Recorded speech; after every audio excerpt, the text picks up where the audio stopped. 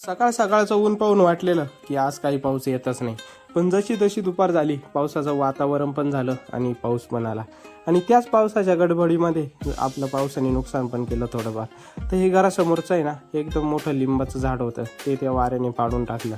तर मग काय, आपल्याला लगेच कामच लागलेलं होतं. हे पहिलं आपल्याला आहे ना इथून काढावं लागत होतं, कारण की याच्या खाली लाईटच्या वायर, CCTV, इंटरनेटच्या सगळ्याच वायरी याच्या खाली आलेल्या. म्हटलं चला पटापट काम उरकू आपण. तर मस्तपैकी ना लागलो कामाला. ओम पाटील आणि मी दोघांनी 2 कोराडी घेतल्या आणि लागलो.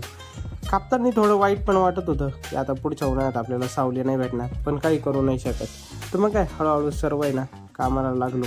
ओम पाटील काय थांबायचं नावच नव्हते घेत. ते म्हणे जेवढं पटकन होईल तेवढं करा. मग काय घेतलं, करायला लागलो.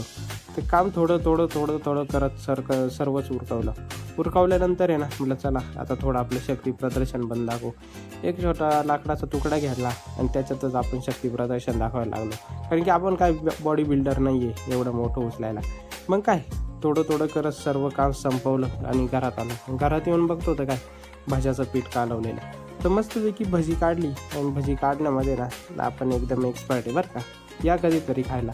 तर मस्तपैकी भजी काढली आणि खायचंच काम राहिलेलं होतं आणि ते पण संपवलं. तर खाली आलो. खाली आल्यानंतर ऑफिसचं काम पेंडिंग राहिलेलं होतं, तेवढं संपवलं आणि आजचा दिवस संपवला. तर चला भेटूया उद्या.